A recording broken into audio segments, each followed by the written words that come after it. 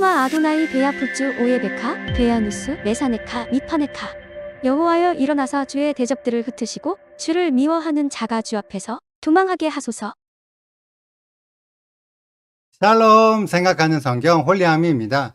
오늘의 말씀은 저에게 상당히 난해하고 심오하게 느껴지는 말씀입니다. 물론 사람마다 성경을 이해하는 방법이 다르고 해석도 다르기 때문에 오늘의 내용이 별거 아닌 것처럼 느껴질 수도 있습니다. 하지만 저에게는 깊은 울림을 주는 말씀이라고 생각합니다. 어제의 말씀에서 레위 지파가 22,000명이지만 회막에 들어가서 봉사할 수 있는 사람은 8,580명 밖에 안 됩니다. 나머지 레위 지파 사람들은 회막 안으로 들어갈 수 없습니다. 예전에는 회막에 들어갔었거나 앞으로 나이가 더 들면 회막에 들어갈 수 있겠지만 지금 당장은 30살부터 50살까지만 들어갈 수 있습니다. 이것이 하나님의 질서입니다. 이 흐름을 오늘의 말씀에도 그대로 이어서 생각한다면 이스라엘 백성이라 할지라도 나병 환자와 유출병이 있는 사람과 죽은 시체로 인해 부정하게 된 사람은 이스라엘 진영 안으로 들어갈 수 없습니다. 진영 밖에서 생활을 해야 하죠. 하나님께서 이스라엘을 하나님의 군대로 삼으셨지만 나병 환자와 유출증이 있는 사람과 시체로 인해 부정하게 된 사람은 하나님의 군대로 활동할 수 없다는 의미입니다. 토라포션 나소의 관점으로 이해하자면 분명히 하나님을 믿었지만 머리가 들어 올려지지 못한다는 것입니다.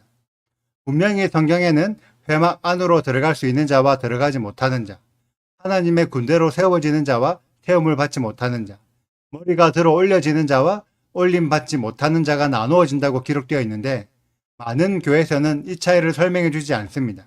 그냥 예수님만 믿으면 천국 간다고 설명하지 예수님을 믿어도 천국 가지 못하는 경우가 있다고 알려주지 않는 거죠.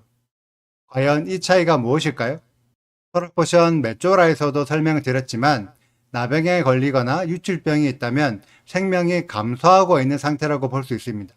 죽은 시체도 생명력을 잃은 상태죠. 하나님이 이스라엘과 함께 있음에도 이스라엘 사람이 생명력을 잃는다? 왜 그럴까요? 그 이유는 그 사람이 하나님의 질서를 지키지 않고 성전의 거룩함을 무너뜨렸기 때문입니다. 그래서 나병이나 지속적인 유출병으로 인한 부정함은 하나님의 징계라고 볼 수 있습니다. 그렇기 때문에 부정한 자는 하나님의 군대가 되지 못하고 들어올려지지도 못하는 거죠. 그리고 그 결과 이스라엘 진영 밖으로 내쫓기게 됩니다. 하지만 이때의 부정함은 영원한 부정함이 아닙니다. 일시적으로 부정해졌다가 나병이 더 이상 확산되지 않거나 유출병이 완치되면 8일간의 정결의식을 치르고 속건제를 드림으로 다시 정결해질 수 있습니다. 이 내용이 7절에 기록되어 있습니다. 5분의 1을 더하여 돌려주는 것이 속건제의 규칙이죠. 속건제는 하나님의 질서를 지키지 않고 성전의 거룩함을 무너뜨린 가장 무거운 죄를 지은 자들이 속죄하는 방법인데 이 죄의 대상은 하나님이 될 수도 있지만 다른 이웃들이 될 수도 있습니다.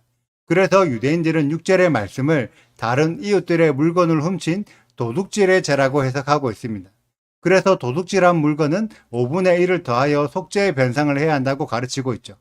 저는 6절의 말씀이 도둑질을 포함한 모든 질서를 무너뜨린 죄이며 이러한 죄는 속건제의 방법을 따라 추가적인 변상을 하는 것이 하나님의 법이라고 생각합니다. 그런데 만약 도둑질한 물건의 주인이 있을 경우에는 주인에게 변상하면 되지만 성전의 질서를 어기거나 마땅히 변상해야 할 대상이 없을 경우도 생깁니다. 그럴 경우에는 8절의 내용처럼 제사장들에게 변상을 해야 하고 그 변상한 속죄의 분량은 제사장들의 소유가 됩니다. 유대인들은 이 내용을 도둑질로 해석하기 때문에 이 속에 숨겨진 심오한 의미까지는 깨닫지 못하는 것 같습니다. 왜냐하면 아직까지 상당수의 유대인들이 예수아를 인정하지 않기 때문이죠. 오늘의 내용을 토라포션 나소의 개념으로 이해하고 이 말씀을 읽는 시간이 오순절 즈음이라는 것을 깨닫는다면 오늘의 말씀이 이방인과 연결되어 있는 말씀으로 해석할 수도 있습니다. 하나님을 믿지만 생명력이 증가하지 않는 자들이 있습니다. 그들은 하나님의 질서를 존중하지 않기 때문에 말씀에 순종하지 않는 자들이죠. 그런 자들은 아무리 하나님을 믿어도 이스라엘의 진영 안으로 들어갈 수 없습니다. 예를 들자면 이방인들과 같죠. 그런데 이방인들 중에서도 하나님의 질서를 지키기 위해 율법을 배우고 율법에 순종하는 자들이 나오기 시작합니다. 물론 그 수는 많지 않죠. 그들이 부정한 나병에서 회복된 자들이라고 할 수 있습니다. 그들은 정결의식과 속건제를 통해 다시 이스라엘 안으로 들어올 수 있는데 그들이 지불한 속죄의 분량은 제사장의 소유가 됩니다. 마치 하나님을 믿는 이방인들이 예수와의 소유가 되어 이스라엘에 접붙여지는 것과 같죠. 하지만 실제로 예수와의 소유가 되어 이스라엘에 접붙여지는 이방인들의 비중은 결코 많지 않을 것입니다. 성경의 내용을 빌리자면 하나님을 믿는 이방인들 중에서 이스라엘에 접붙여지는 자들은 5분의 1 정도밖에 안 될 것입니다. 왜냐하면 말씀의 순종함으로 하나님의 질서를 회복해야 하는데 상당수의 이방인들은 여전히 하나님의 율법에 순종하지 않기 때문이죠. 물론 이런 해석이 무조건 오늘의 말씀의 해석이라고 생각하지는 않습니다. 다만 성경은 레위기부터 민수기까지 긴 시간 동안 이스라엘과 이방인의 관계 정립에 대해 설명하고 있습니다. 이 내용을 이해하는 자들에게만 오늘의 해석이 발견될 것입니다. 여러분들은 오늘의 말씀을 어떻게 해석하시나요? 각자가 이해되고 해석되는 내용을 댓글로 남겨줘 함께 나누었으면 좋겠습니다. 하나님의 깊은 마음을 발견하는 우리 홀리아미 가족들이 되시기를 축복합니다. 오늘의 영상은 여기까지입니다. 오늘의 말씀 읽으시고 질문 있으시다면 언제든지 댓글로 남겨주세요. 오늘도 감사합니다. 샬롬! 여호와께서 모세에게 말씀하여 이르시되 이스라엘 자손에게 명령하여 모든 나병 환자와 유출증이 있는 자와 주검으로 부정하게 된 자를 다 진영 밖으로 내보내되 남녀를 막론하고 다 진영 밖으로 내보내어 그들이 진영을 더럽히게 하지 말라. 내가 그 진영 가운데에 거하느니라 하시매 이스라엘 자손이 그같이 행하여 그들을 진영 밖으로 내보냈으니 곧 여호와께서 모세에게 이르신 대로 이스라엘 자손이 행하였더라. 여호와께서 모세에게 말씀하여 이르시되 이스라엘 자손에게 이르라. 남자나 여자나 사람들이 범하는 죄를 범하여 여호와께 거역함으로 죄를 지으면 그 지은 죄를 자복하고 그 죄 값을 온전히 갚되 5분의 1을 더하여 그가 죄를 지었던 그 사람에게 돌려줄 것이요 만일 죄값을 받을 만한 친척이 없으면 그 죄 값을 여호와께 드려 제사장에게로 돌릴 것이니 이는 그를 위하여 속죄할 속죄의 순양과 함께 돌릴 것이니라.